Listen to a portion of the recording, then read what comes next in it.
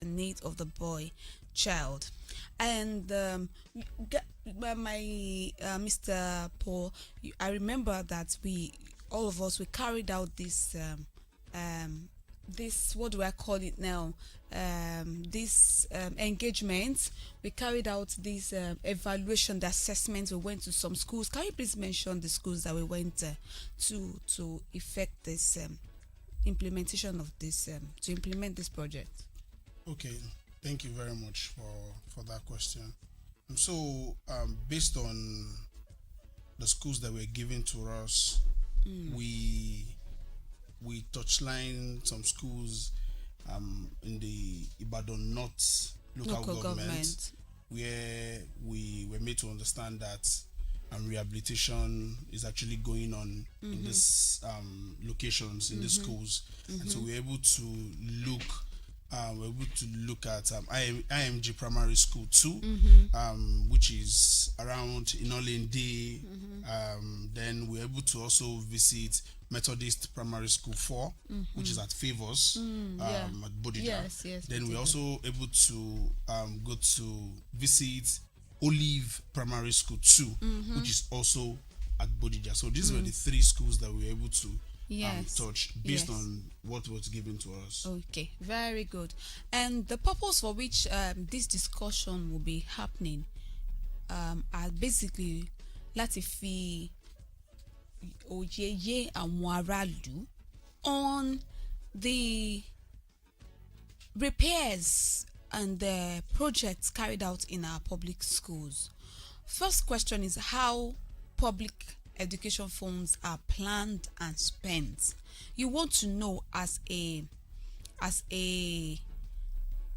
citizen, how does, it is your right as a citizen to know the roles that the government is playing on education, because we are grateful that education in Oyo State, from the primary school to the secondary school, I believe, is free. But then, how do they carry out the project, and what are the benefits? How do these benefits accrue to our children? How do the funds meet the unique needs of the girls and the boys in terms of educational needs, and even the vulnerable community, the children who are with disabilities? And how can citizens also participate in monitoring education spending? So those are the reasons why we have this discussion this afternoon.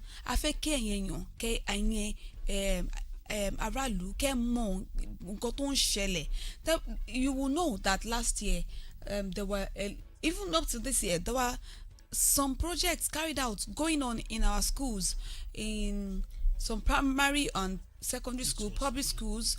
There were some repairs carried out, and let us mention that the genesis of this issue is that, or the genesis of this conversation is that we, as community-based organizations, we follow the projects carried out in the community. We inspect, we advocate, we suggest to the government what more the needs of the community people are. And so it led us into looking into the budget of the states, particularly streamlining to education. But at the budget, àwa ṣe nǹkan tá à ń pè ní snapshot. That snapshot would help you to see, okay, for so year, this is the amount that was earmarked for so project. Now, in that snapshot, we streamlined it down. See, projects in repair of 36 public schools in Oyo State. Our limiting, 36 schools in Oyo State were being repaired, and we saw the amount. What was the amount that was earmarked for 2025 project? I think that's 14 billion naira. Yes. And so we now said, okay, is this project effected? Is this budget rather effected? Is it performed? So we now then did not just stay at the books. We went down to the office of the special as social advisor to the governor on education intervention, and they magnanimous, in fact they welcomed us and they gave us the list of the schools wherein these projects were carried out. And then limiting, because of the resources, we limited our search, our investigation to Oyo, to Ibadan North. That's how we came about the schools that were listed out. And so we'll let you know our observations of the schools that we went to. But then let me just bring in my second guest to tell us more again about the need. What exactly would this information do for our people? If we have brought this conversation to you, what is it to do for you? What exactly does it do for the people knowing this information? Yoruba, because I want to know what there. We have Yoruba and we have English speaking people. The first thing is, ó máa fún àwọn ará lé ní àǹfààní láti mọ nǹkan tó ń ṣẹlẹ̀ pẹ̀lú àwọn ilé ìwé wa. Ó sì máa fún wọn ní understanding láti mọ nǹkan tí ìjọba ń ṣe ní àkókò tí wọ́n ṣe. The second point is, ó tún máa fún àwọn ènìyàn ní àǹfààní láti lè máa gbé ìjọba yẹ̀wò lórí àwọn ìpele iṣẹ́ tí wọ́n ń ṣe ní ilé ẹ̀kọ́ kọ̀ọ̀kan. And it will really help the people to know that if government is working, they should know. If government is not working, they should know. Okay. And it will have great effect on the education in Oyo State at large also. Thank you very much. My friend here, Mr. Paul, why gender lens? Why a gender lens in this conversation? Okay, thank you very much. So the reason why we are looking at gender lens is because basically we see that there's a lot of emphasis on a particular gender compared to the other gender, and so there's a need for this gap to be bridged. So while I was growing up, there's something that used to happen. It was a male child that was the main focus, but I grew up and we began to see a change in all of these things, and we began to focus more on the girls. But I think right now, the reason why we are also looking at gender lens is there's no need for the government to look at it as okay, or NGOs to look at it as okay, let's focus on the girls alone, while the boys it must left. be balanced. It must be balanced. Thank you. So that's what we're looking. That's what we're looking at gender. So in other words, that our budget, in the preparation of the budget for education, it must not ignore one gender while responding to the needs of another gender. Exactly. That's the essence of us using gender lens to track the education financing of the state. Now, I have a question. Does gender responsive budgeting means giving girls everything and ignoring boys? Of course, no. That's what it does not mean. In fact, the long and short story of this is that it must balance everything. Now, and also the reason why we focus on Ibadan North is because, for instance, we just know that okay, we cannot cover everywhere. So let's just go to the heart of Ibadan and just pick what is pickable there. Now, can we look at the duty bearers? When we say duty bearers, who are the duty bearers? When we say duty, what does it mean? Who are the duty bearers on this conversation, Mr. Damilare? Yeah, we are discussing about the SBMC. We are discussing about the SA. Yes, the government itself, or your state. Yeah, that's true. Talking of the educational body also. Yes, the ministries of education, the Ministry of Education, pardon me. Yes, so those are our the duty bearers. It means that they have rules. They're the ones that are in control or at the helms of affair of education, and they're the ones that are going to give us the information we need, or the ones that will direct our messages to. Now, what is the role of the community in all of this information? What's the role? What should be the role of the community on ensuring gender responsive education or demanding transparency and accountability? Okay, thank you very much. So the role of the community is to ensure that when they understand what has been written in the budget.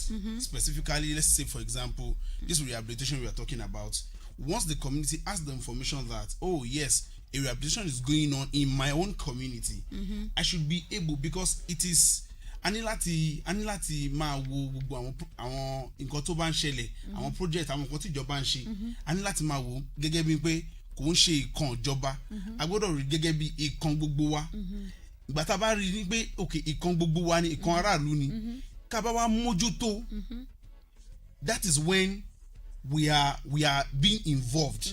Okay, yes, we don't have money to drop, but okay, the government is saying that okay, we are doing this, so it's left for the community to now say that okay, this certain thing that the government is saying that we are going to do, have they started doing it?